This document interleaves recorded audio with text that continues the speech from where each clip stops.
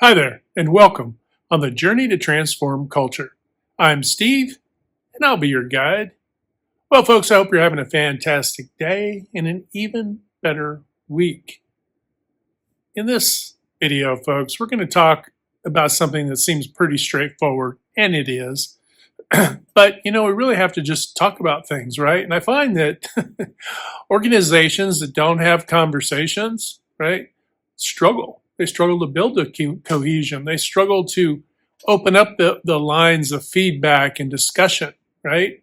Because sometimes I think they're just afraid. They're afraid what will bubble up, because if something bubbles up that they don't have the answer to, well, first of all, the first mistake is thinking that you have to have all the answers. Okay.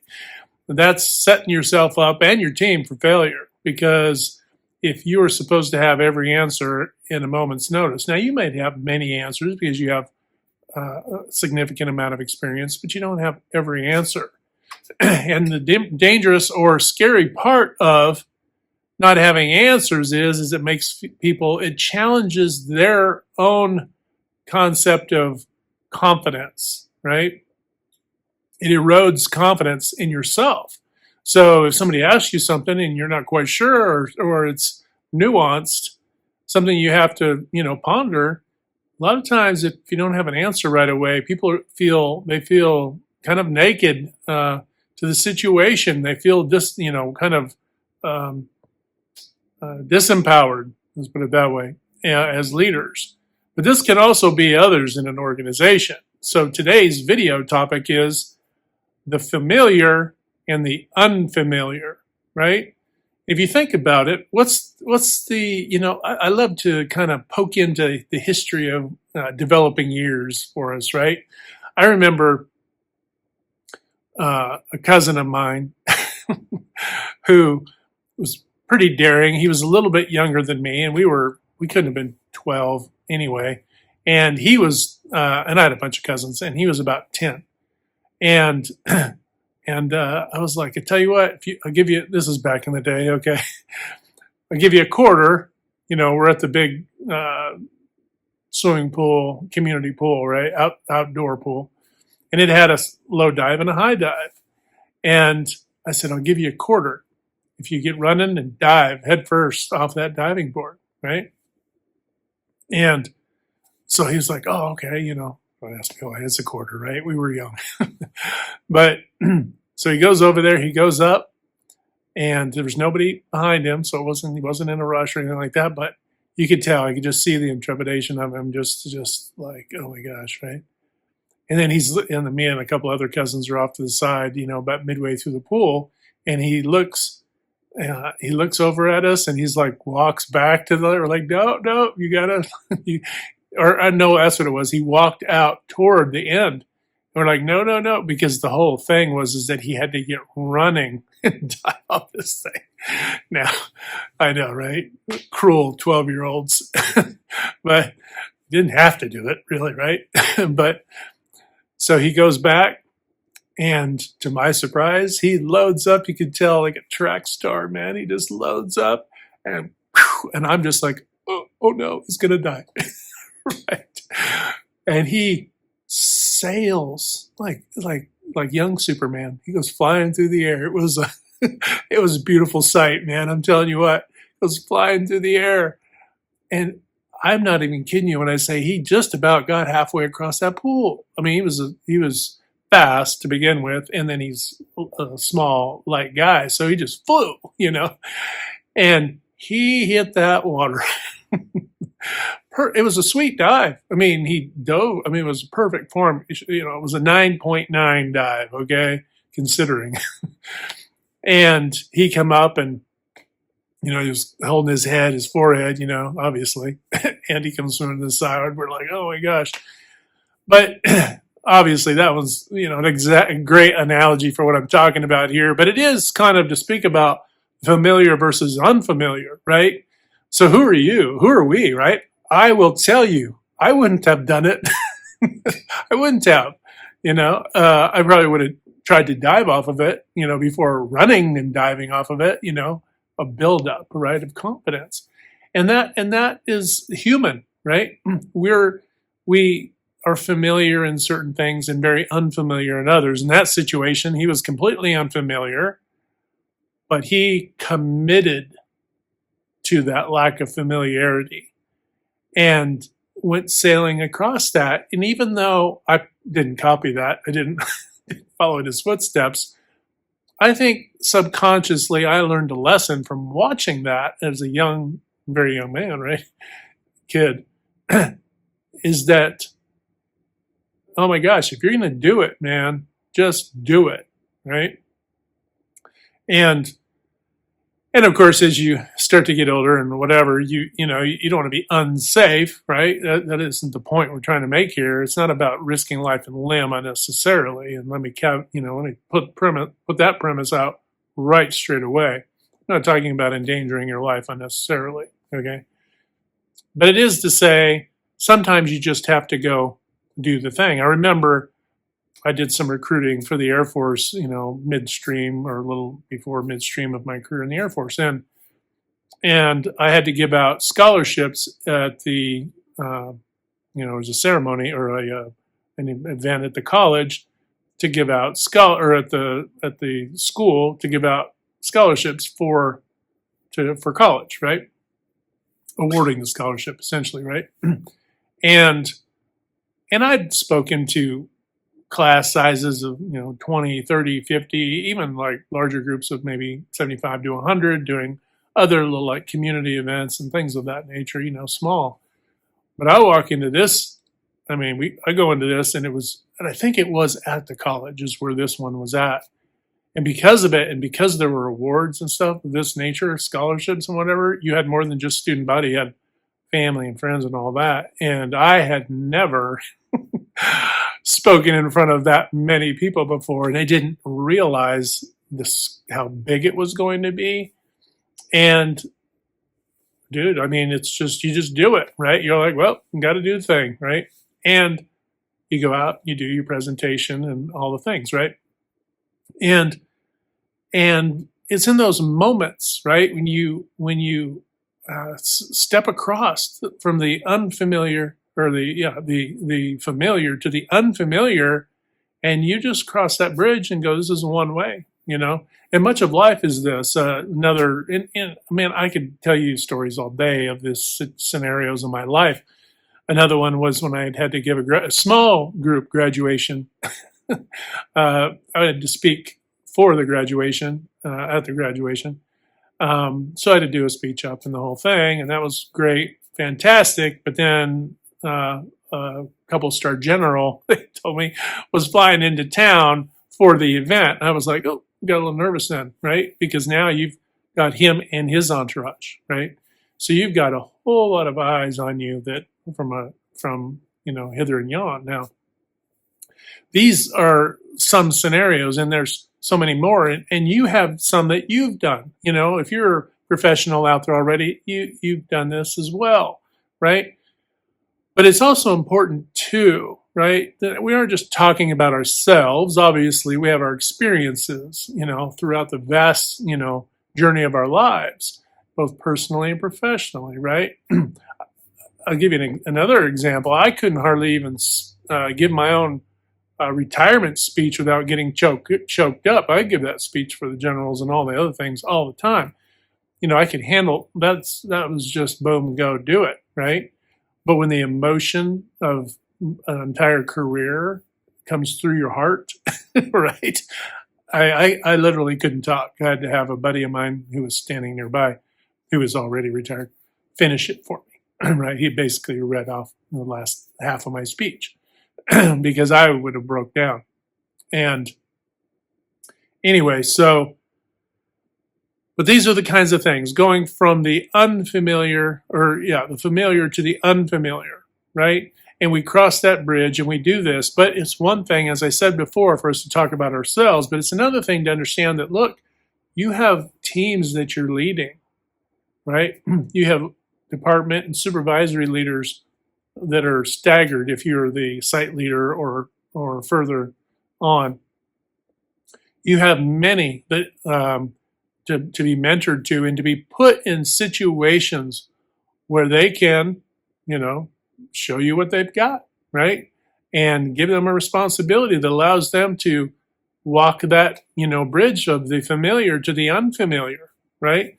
To put themselves in situations and uh, uh, to allow themselves to be caught up in the unfamiliar. So this happened to me so often. Actually, you don't really get to a place of going to different sites and helping do an improvement and that sort of thing.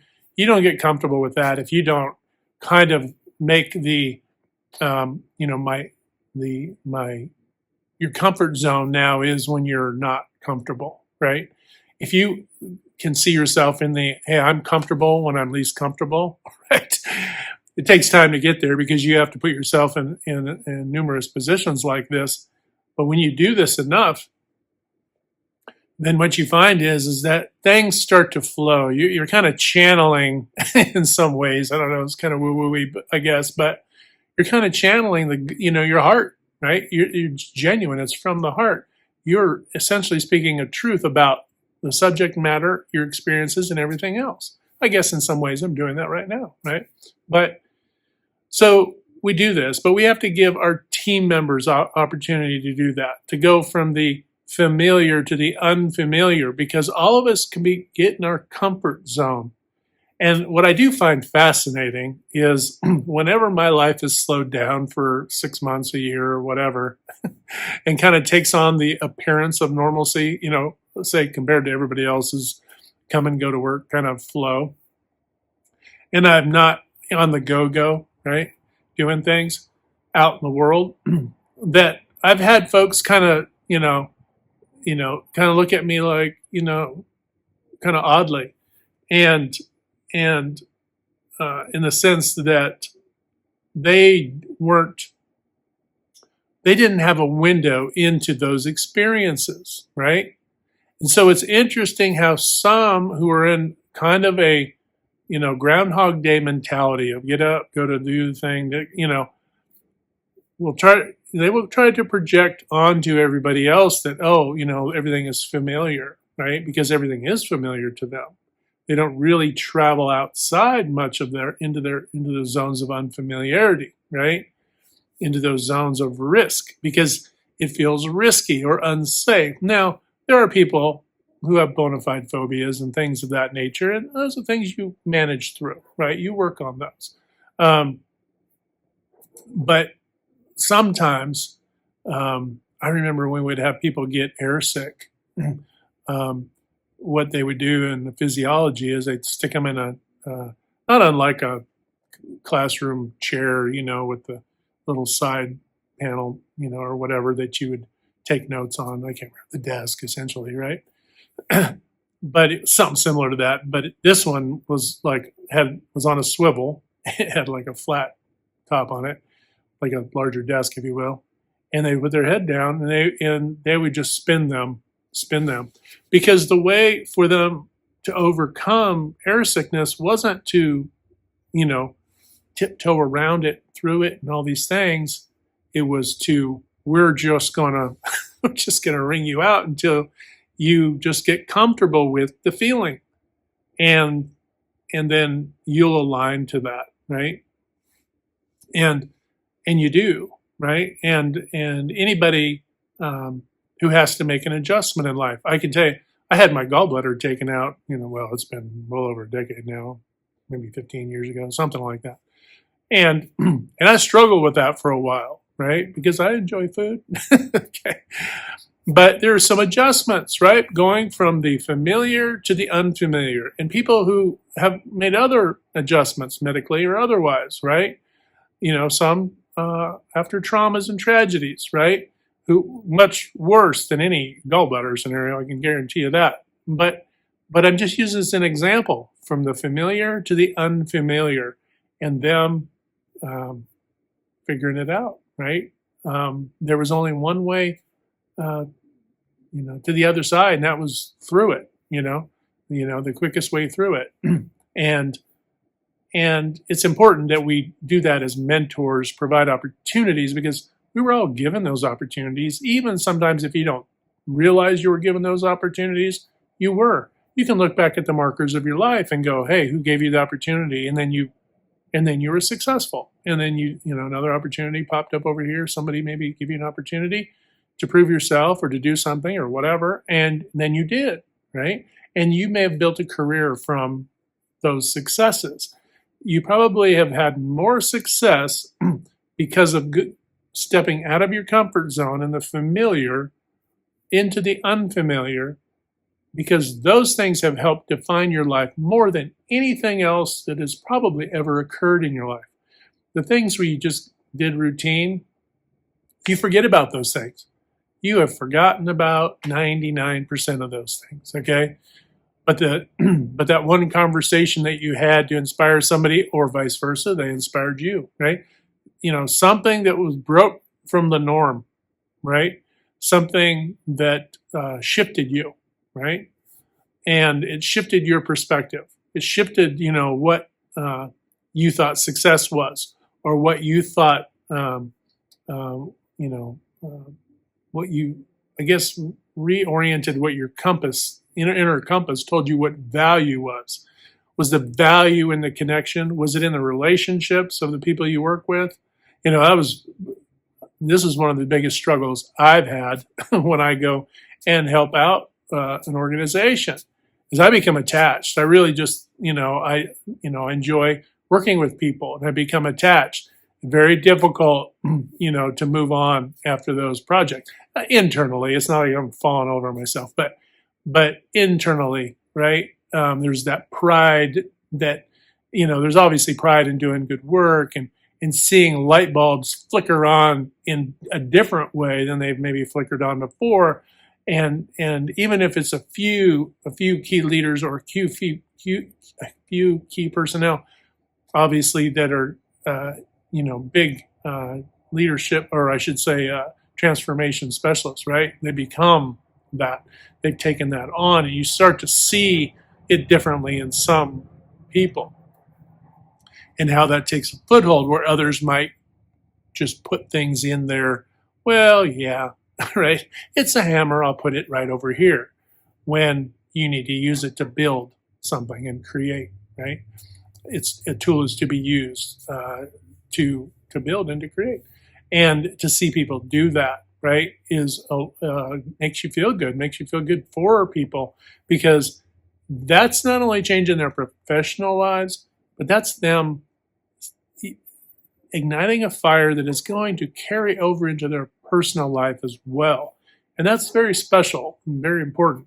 My granddaughter just graduated from high school, right? Talk about going from and I think back, and when I was observing and watching the entire event, I remembered back when I graduated, and different ceremonies and different things I'd been through similarly, but that this is going from the familiar, although when we were young like that, we so want to just be moving on, right? Because we are early in life and we haven't really grasped the nature of, hey, this is a special time. Obviously, afterward, we look back and go, oh, it was a special time. Even if you didn't enjoy it, while it was going on, there's a camaraderie that comes when people struggle and, to achieve a goal, a common goal, right? A shared goal of graduation, to move on and to move their life forward. That is going from the familiar now to the unfamiliar, right? So individually now, not as a student body, right? But as individuals pursuing lives and careers, education and careers, and all the things, right? Adventure, right? And then are they going to be those that go down other people's road? Are they going to be those who create their own roads, right? And everybody puts their own stamp and seal on that journey. And it becomes then a succession of familiarity, unfamiliarity, right? And you go in stages. And then your life ascends, essentially going up that mountain, right? And as you're ascending up that mountain, your life becomes a journey of this, right? And then along the way, you lead others in certain aspects. Maybe some become teachers, and you got all the different, facets of professional out there. doing many different things, but in your own right, you lead different people, you mentor other people, you influence other people for the better. And then that, keeps this whole thing moving forward. But a common theme here, folks, moving from the unfamiliar to the familiar, we have to be friends with that notion. And even if you don't think that, well, I don't really care about the unfamiliar, well, look back on the road of your life. You have already been you're not giving yourself enough credit because you've probably already been moving from the familiar to the unfamiliar and so on already. Now imagine if you're consciously doing this, transforming your organization, transforming your culture, the groups that you're involved with outside of work, your churches, your governments, your clubs, and all the things, right? All of it. This is what transforms culture ultimately, is understanding that, okay, I'm in the familiar and now I'm got to move through the unfamiliar, right? And to achieve something that's going to, elevate, right, the results for others and myself, right, for everybody. and this is a repeated thing. We can't walk so aloof and overly confident in our lives not to understand that in any series of days, right, that we aren't in a comfort zone, that we aren't too long in familiarity, right? There should be a yearning for unfamiliarity. Easy for me to say, right? My topic, and I trying to say it, right? There's the unfamiliarity, right? You notice I don't edit the heck out of my videos, folks. If I screw up, right? If I say something incorrectly, you know what? You'll either work it around or we'll figure our way through it, right? Familiarity to unfamiliarity, right? And we'll get there. We'll get to the other side, and we'll bring others with us. That is a big point of being able to do this. You're not going to be able to lead others in these situations, right? And I come across site leaders, right, who struggle to lead people from the familiar to the unfamiliar because there's pushback, because people don't want to be outside their comfort zone. Well, you have to communicate and make friends with the concept as a team, that for us to achieve something we never have, right? Who hasn't heard this quote? We have to do something we've never done. And some of that we've never done, much of, is to move out of the familiar into the unfamiliar, to try something different, outside the box, so that we can try to get results that we hadn't achieved before. And when we do that, we take some of these calculated risks, right? Not unsafe. We don't want to be unsafe. But when we try to take some risks that are going to benefit our customers, end product use and service users, or our team, right? Or community. If it's going to benefit them, we're not going to get there by being in the familiar, right? We're not going to get there being in the, Groundhog Day.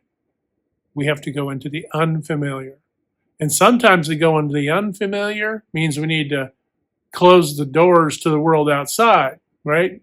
And work on the project and do the thing despite anybody's opinions, to make sure that you're committed to the unfamiliar, because on the other side of that unfamiliar is where the gold lives, right? And I don't mean like the monetary gold, but the thriving, right?